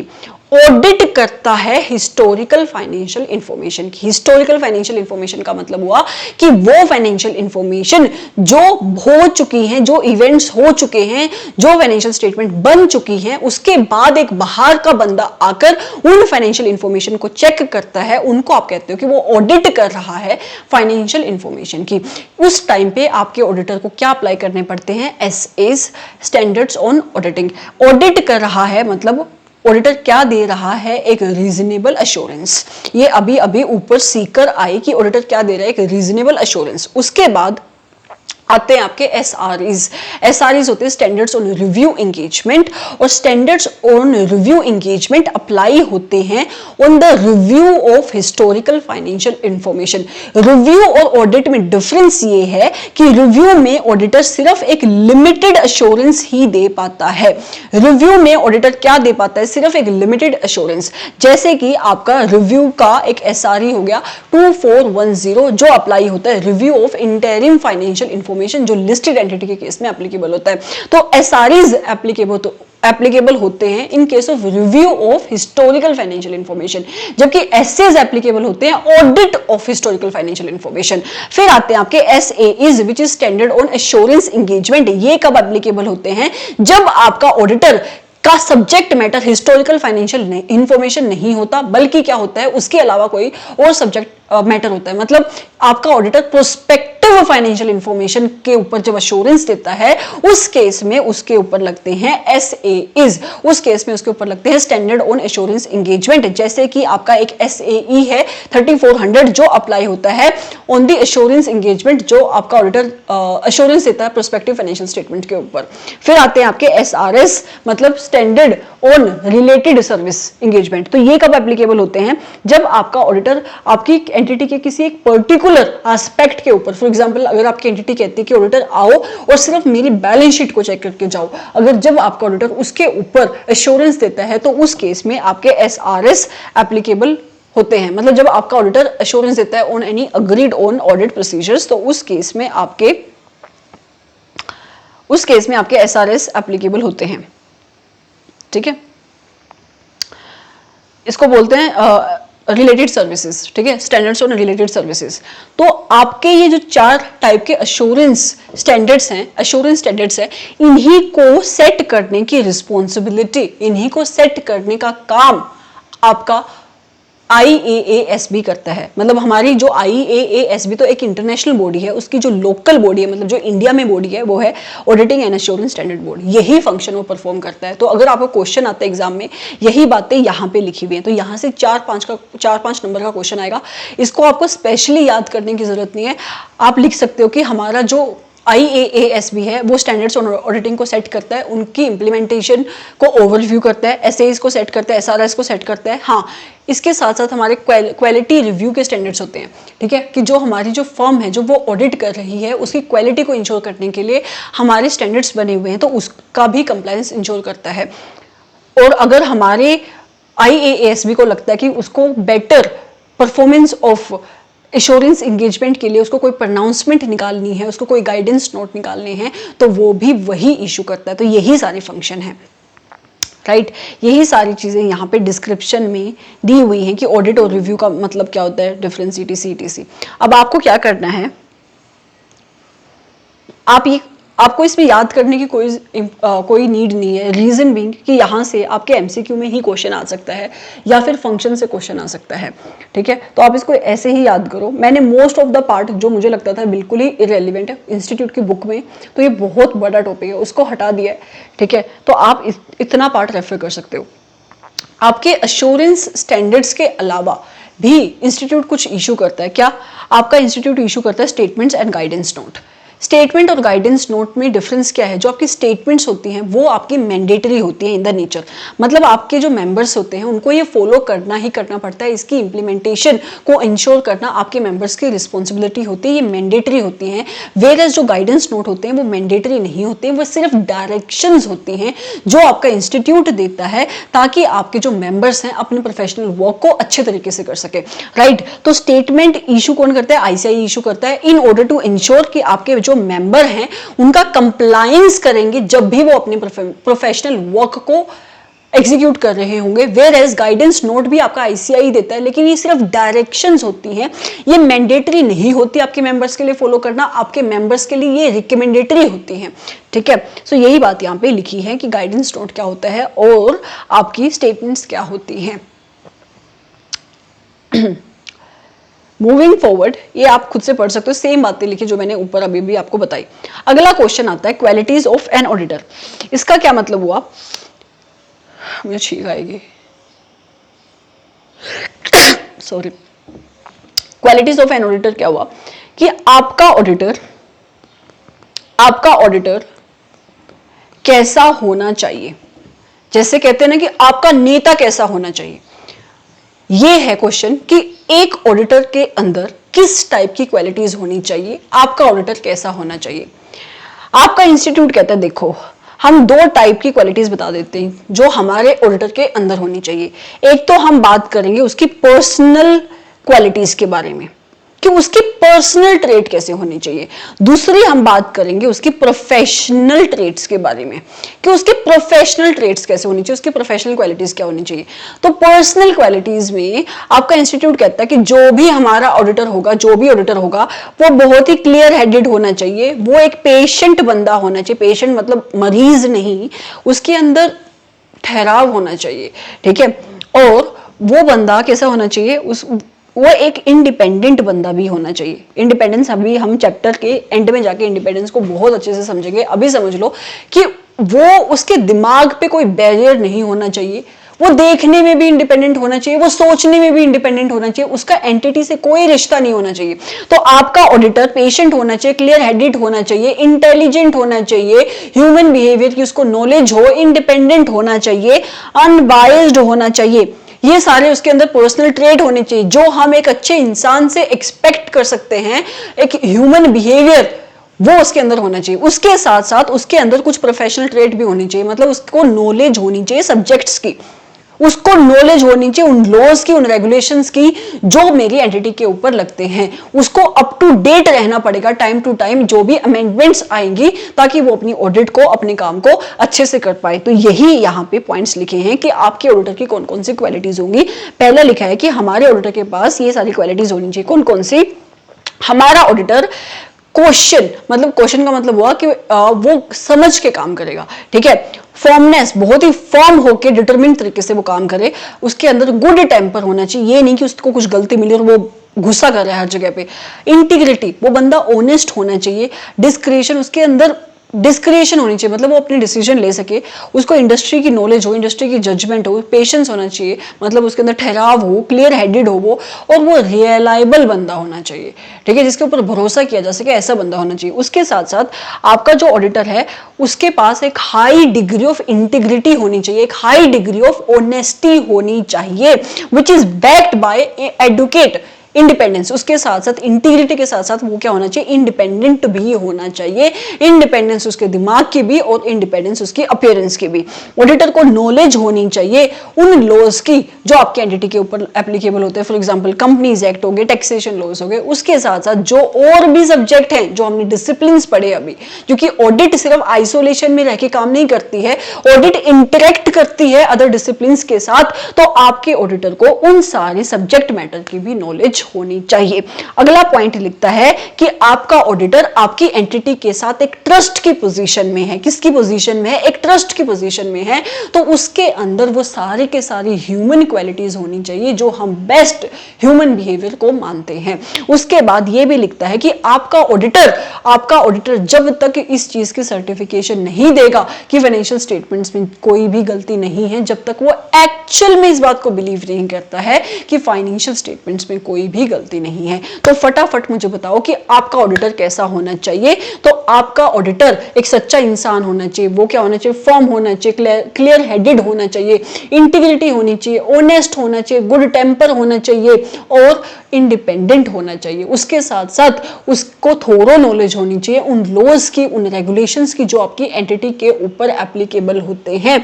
उसके साथ साथ और भी जो डिसिप्लिन्स हैं जिसके साथ हमारी ऑडिट इंटरेक्ट करती है, जो हमने ऊपर बढ़े, उसकी भी नॉलेज आपके ऑडिटर को होनी चाहिए। आपका ऑडिटर अपने बेस्ट बिहेवियर को शो करे जब भी वो ऑडिट करेगा। आपका ऑडिटर कभी भी एक ऐसा ओपिनियन नहीं देगा जिसको वो खुद सच नहीं मानता है, ठीक है। सो ये आपकी क्वालिटीज का क्वेश्चन बनता है, बहुत इजी क्वेश्चन है, अब बहुत इजी तरीके से आप लिख सकते हो। मूविंग फॉरवर्ड, एलिमेंट्स क्या होते हैं क्वालिटी कंट्रोल के, इसको आप छोड़ दो, इसको हम ऐसे 220 में कवर करेंगे। ऐसे से मुझे याद आया, जो भी आपके चैप्टर्स में स्टैंडर्ड्स आते हैं, फॉर एग्जाम्पल इस चैप्टर के साथ ऐसे 200 और 210 आपको कवर करना चाहिए। ये सारे एसेज मैंने आपके चैप्टर से हटा दिए हैं और स्टैंडर्ड्स की एक सेपरेट प्लेलिस्ट बनेगी चैनल पे, और आप उन स्टैंडर्ड्स को उन प्लेलिस्ट से ही कवर करोगे। और उस स्टैंडर्ड्स को हम कहां से कवर करेंगे, जो मेरे जो नोट्स हैं, जो मेरे चार्ट्स हैं, हम वहां से उनको कवर करेंगे। उसका एक बहुत इंपॉर्टेंट रीजन है, एक तो मैं स्टैंडर्ड्स को बहुत अच्छे तरीके से समझाती हूँ, क्योंकि जब आप कल फाइनल की क्लास में जाते हो तो आपके स्टैंडर्ड बेस है वहां पे, ठीक है। तो आपको स्टैंडर्ड आने ही आने चाहिए, और एमसीक्यूज के क्वेश्चंस आपके स्टैंडर्ड से बनते हैं बहुत सारे, ठीक है।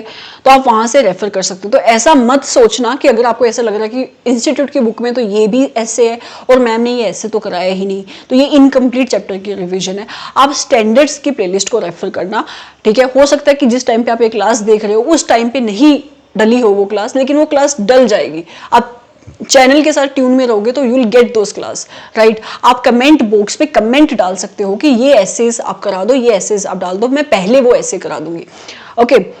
अब आता है आपका अगला टॉपिक, इंडिपेंडेंस ऑफ ऑडिटर। ये आपके सब्जेक्ट का, मतलब इस चैप्टर का सबसे लास्ट टॉपिक है और बहुत ही इंपॉर्टेंट टॉपिक है। इंडिपेंडेंस का मतलब क्या होता है? इंडिपेंडेंट, आप मुझे बताओ, अगर मैं कहूं कि क्या आप इंडिपेंडेंट हो, इससे आप क्या समझते हो? तो इससे आप बोलोगे कि मैं समझता हूं कि क्या मैं आजाद हूं। क्या मैं आजाद हूं? किस चीज से आजाद? जब आप ये कहते हो कि क्या मैं आजाद हूं, तो आप क्या समझ लो? मैं ये समझता हूं कि मैं आजाद हूं, मतलब मैं अपने डिसीजन खुद ले सकता हूं, मैं अपनी विशेस के हिसाब से खुद काम कर सकता हूं, मेरे ऊपर किसी का फोर्स नहीं है, मेरे ऊपर किसी का प्रेशर नहीं है, मुझे किसी की विशेस के हिसाब से काम नहीं करना, तो मैं आजाद हूं। उसी तरीके से आप अपने ऑडिटर को आजाद तब कहोगे जब आपके ऑडिटर को अपनी डिसीजन लेने के लिए किसी की विशेस के ऊपर डिपेंड नहीं होना पड़ता। मतलब अगर आपके ऑडिटर की प्रोफेशनल जजमेंट अफेक्ट हो जाती है आपके क्लाइंट की विशेस से, उसकी जजमेंट क्लाउडेड हो जाती है किसी भी सिचुएशन की वजह से, तो आप ये नहीं कह सकते कि आपका ऑडिटर इंडिपेंडेंट है। एक एग्जांपल सुनो, मान लो कि आप जिस एंटिटी के ऑडिटर अपॉइंट हुए हो उस एंटिटी का सीईओ आपका दोस्त है। तो आप मुझे बताओ, जब उस एंटिटी की फाइनेंशियल स्टेटमेंट को आप चेक करोगे और उन फाइनेंशियल स्टेटमेंट्स में आपको गलतियां मिलेंगी, तो क्या जब आप अपने दोस्त को बताओगे कि देखो ये गलतियां मुझे मिल रही हैं, तो क्या आपका दोस्त आपको ये नहीं बोलेगा कि यार इसको ऑडिट रिपोर्ट में मत लेके जा? इस टाइम पे आप मुझे ये कह सकते हो कि आपका ऑडिटर आजाद है, इंडिपेंडेंट है? नहीं। भले ही लॉ की नजरों में, कानून की नजरों में इन दोनों लोगों में कोई रिश्ता नहीं है। रिश्ता इन द सेंस कि कानून भी रिलेशंस को डिफाइन करता है, जैसे आप टैक्सेशन में पढ़ते हो, ठीक है, वो भी रिलेटिव की डेफिनेशन देता है, वो भी डिफाइन करता है, फाइनेंशियल रिलेशनशिप को डिफाइन करता है, आपकी फैमिली के रिलेशंस को डिफाइन करता है। लेकिन यहां पे आपके ऑडिटर की सोच आजाद नहीं है। आपका फ्रेंड आपके ऊपर इमोशनल प्रेशर क्रिएट कर सकता है। तो आपका ऐसे 200 कहता है कि आपका ऑडिटर इंडिपेंडेंट होना चाहिए। क्या होना चाहिए? वो इंडिपेंडेंट होना चाहिए, वो आजाद होना चाहिए, वो सोच में भी आजाद हो और उसकी अपीयरेंस भी आजाद हो। मतलब अगर कोई थर्ड बंदा दूर से खड़ा होकर उसे देखे तो उसको कोई ऐसी सिचुएशन नजर ना आए जो इंडिकेट करे कि इस बंदे की इंटीग्रिटी और इसकी प्रोफेशनल जजमेंट कॉम्प्रोमाइज्ड हुई है। ये होती है आपकी इंडिपेंडेंस इन अपीयरेंस। और इंडिपेंडेंस इन माइंड का मतलब होता है कि आपके ऑडिटर की प्रोफेशनल जजमेंट क्लाउड ना हो किसी भी वजह से, राइट। तो ये होती है आपकी इंडिपेंडेंस। का क्या होता है? इंडिपेंडेंस का मतलब है कि आप जब एक judgement of a person is not subordinate to the wishes और direction of another person who might have engaged him. मतलब कि जब हम एक ऑडिटर को या किसी भी इंसान को आजाद तब कहेंगे जब उसकी जजमेंट सब ऑर्डिनेट नहीं कर पा रहा है, मतलब उसकी जजमेंट को नहीं दबा सकता वो इंसान जिसने उसको अपॉइंट किया है, राइट। इंडिपेंडेंस दो टाइप की होती हैं, एक होती है आपकी इंडिपेंडेंस ऑफ माइंड और दूसरी होती है आपकी independence of appearance. Independence of mind हम तब कहेंगे जब आपका ऑडिटर अपने दिमाग मतलब अपने ओपिनियन को बिना किसी डर के, बिना किसी प्रेशर के आगे रख सकता है। और इंडिपेंडेंस अपीयरेंस का मतलब ये हुआ, इंडिपेंडेंस इन अपीयरेंस, कि अगर कोई तीसरा बंदा दूर से खड़ा होकर, थर्ड पार्टी ये देखे, मतलब कोई भी थर्ड पार्टी दूर से आपके ऑडिटर को देखे तो उसको ये ना लगे कि इसकी इंटीग्रिटी कॉम्प्रोमाइज हुई है, मतलब उसको कोई ऐसी सिचुएशन ना लगे, तो तब हम कहेंगे कि आपका ऑडिटर अपीयरेंस में भी इंडिपेंडेंट है। ये इंडिपेंडेंस इन अपीयरेंस वाली जो डेफिनेशन है जो इंस्टीट्यूट ने लिखी है वो थोड़ा सा आपको कंफ्यूज कर सकती है, इसलिए मैं एक बार पढ़ देती हूँ आपके लिए कि क्या कह रहा है कि इंडिपेंडेंस इन अपीयरेंस का मतलब होता है the avoidance of facts and circumstances that are so significant, that are so significant. वो कहता है कि आपके ऑडिटर ने कुछ फैक्ट्स को, कुछ सर्कमस्टांसेस को अवॉइड कर दिया है, इतना अवॉइड कर दिया है कि एक थर्ड पार्टी मतलब एक independent party would reasonably conclude, ये कंक्लूड कर पाएगी कि आपके ऑडिटर की इंटीग्रिटी, ऑब्जेक्टिविटी और professional scepticism had been compromised.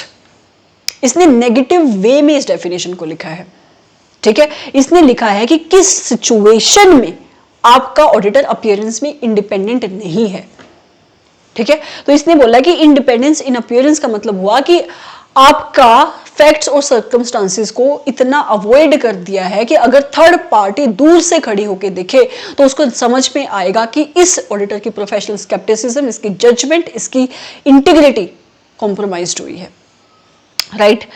यही आपके दो टाइप की इंडिपेंडेंस आती है। फिर आता है आपका थ्रेट टू इंडिपेंडेंस, इसको आप 5 स्टार मार्क कर लो, बहुत इंपॉर्टेंट क्वेश्चन है कि कौन कौन से थ्रेट आपके ऑडिटर की इंडिपेंडेंस के ऊपर आ सकते हैं। सबसे पहला आता है सेल्फ इंटरेस्ट थ्रेट।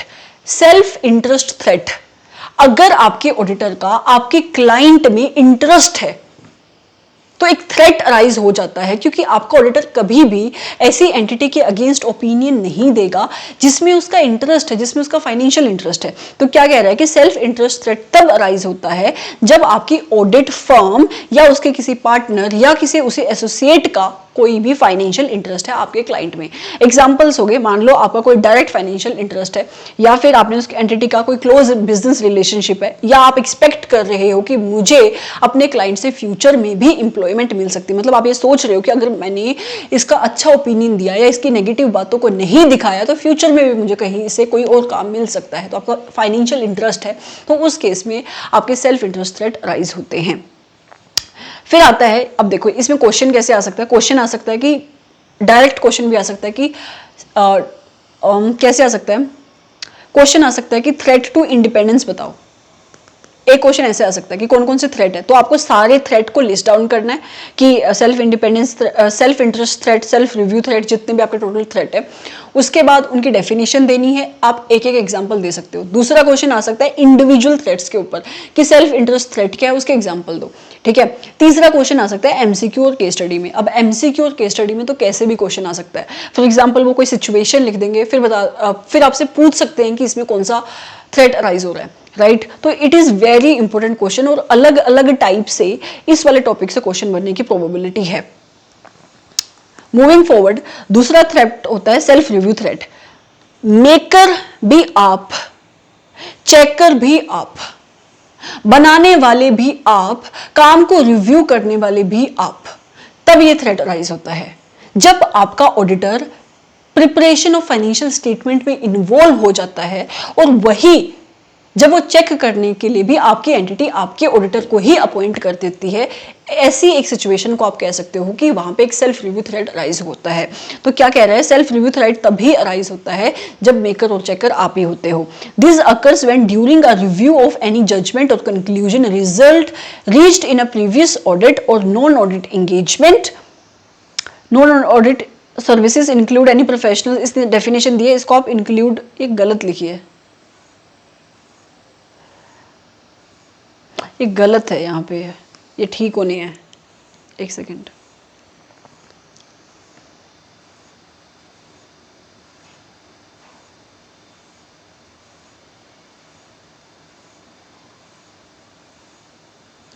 ये डेफिनेशन बहुत ही अब्रप्ट लिख रही है, लगी हुई है। ये मुझे करेक्ट करानी पड़ेगी। आपको सेल्फ रिव्यू थ्रेट का मतलब समझ में आया कि जहाँ पे मेकर भी आप होते हो और चेकर भी आप होते हो। कौन कौन से एग्जांपल्स हो सकते हैं सेल्फ रिव्यू थ्रेट के? For example, auditor have recently been the director और the senior officer of a company. मतलब क्या था कि आप पहले क्या थे कि किसी एंटिटी के आप सीनियर मैनेजमेंट में बैठते थे, वहाँ के डायरेक्टर थे, आपने उस एंटिटी से रिजाइन कर दिया और अब आप क्या हो, ऑडिटर हो। तो आपने जब पहले आप उस एंटिटी की सीनियर मैनेजमेंट में बैठते थे, मतलब आप मैनेजमेंट में बैठते थे, इसका मतलब फाइनेंशियल स्टेटमेंट बनाने में आपका ही हाथ होगा, और अब आप ही ऑडिटर हो, मतलब भले ही आपने रिजाइन कर दिया है लेकिन आप फाइनेंशियल स्टेटमेंट तो आपने बनवाई होंगी, तो वहाँ पे एक सेल्फ रिव्यू थ्रेट अराइज हो सकता है। या फिर ऑडिटर ने कुछ ऐसी सर्विस दी है जो अल्टीमेटली आपकी फाइनेंशियल स्टेटमेंट का हिस्सा बनती है। फॉर एग्जांपल, आपकी ऑडिटर ने इंटरनल कंट्रोल इंप्लीमेंटेशन की सर्विस भी दी है, ठीक है। तो उस केस में जब आपका ऑडिटर आएगा और इंटरनल कंट्रोल्स को चेक करेगा तो वो कभी भी अपनी डेफिशिएंसीज नहीं निकालेगा। ऑल्दो सेक्शन 144 इस चीज़ को अलाउ नहीं करता है, बट अभी हम यही थ्रेट समझ रहे हैं कि थ्रेट कौन कौन से अराइज हो सकते हैं। तो सेल्फ रिव्यू थ्रेट एक दूसरा थ्रेट है जो सेल्फ इंटरेस्ट थ्रेट के अलावा अराइज हो सकता है, ठीक है। Then comes third threat which is advocacy threat. Advocacy threat का मतलब होता है, ये थ्रेट उस सिचुएशन में राइज होता है जब आपका ऑडिटर अपने क्लाइंट को इतना डिफेंड कर देता है कि उसकी प्रोफेशनल जजमेंट कॉम्प्रोमाइज हो जाए। मतलब वो अपने क्लाइंट की एडवोकेसी उस लेवल तक कर देता है कि उसकी खुद की इंटीग्रिटी कॉम्प्रोमाइज हो जाए। फॉर एग्जाम्पल, ये उस सिचुएशन में राइज हो सकता है जहां पे आपका ऑडिटर आपके क्लाइंट का टैक्स रिप्रेजेंटेटिव भी है, मतलब कोई टैक्स की लिटिगेशन चल रही है और आपका ऑडिटर अपने क्लाइंट को उस टैक्स की लिटिगेशन में रिप्रेजेंट कर रहा है। मूविंग फॉरवर्ड, फेमिलियरिटी थ्रेट ये तब अराइज होते हैं जब आपके क्लाइंट और आपके ऑडिटर के बीच में बहुत लंबे समय तक एक रिश्ता होता है। उससे क्या होता है कि आपके क्लाइंट और आपके ऑडिटर के बीच में एक अंडरस्टैंडिंग डेवलप हो जाती है, एक म्यूचुअल अंडरस्टैंडिंग डेवलप हो जाती है, जिसकी वजह से आपका जो ऑडिटर है वो सारी बातें जाके पहले उसको बताएगा, और उसको अपनी रिपोर्ट का हिस्सा बनाने से भी डरेगा, ठीक है। फॉर एग्जाम्पल, आपका जो ऑडिटर है वो पिछले साल भी आप ही उस एंटिटी के ऑडिटर थे, उससे पिछले साल भी आप ही उस एंटिटी की ऑडिट कर रहे थे, और आपके ऑडिटर और आपके अकाउंटेंट के बीच में एक फ्रेंडशिप डेवलप हो गई है। तो क्या हो रहा है कि फेमिलियरिटी थ्रेट तब अराइज होते हैं जब एक लॉन्ग रिलेशनशिप हो जाता है आपके ऑडिटर और आपके क्लाइंट के बीच में। एग्जाम्पल हो गया long association between specific auditors and there specific client and counter parts, right, कि आपके क्लाइंट और आपके ऑडिटर के बीच में एक लॉन्ग एसोसिएशन है, या फिर आपकी ऑडिट टीम के किसी मेंबर का क्लोज रिलेटिव आपकी सीनियर पोजीशन में बैठता है, मतलब आपकी एंटिटी की सीनियर मैनेजमेंट का हिस्सा है। मूविंग फॉरवर्ड, इंटिमिडेशन थ्रेट तब राइज होता है जब आपका क्लाइंट आपके ऑडिटर को इंटिमिडेट करने की पोजीशन में होता है, उसको दबाने की पोजीशन में होता है।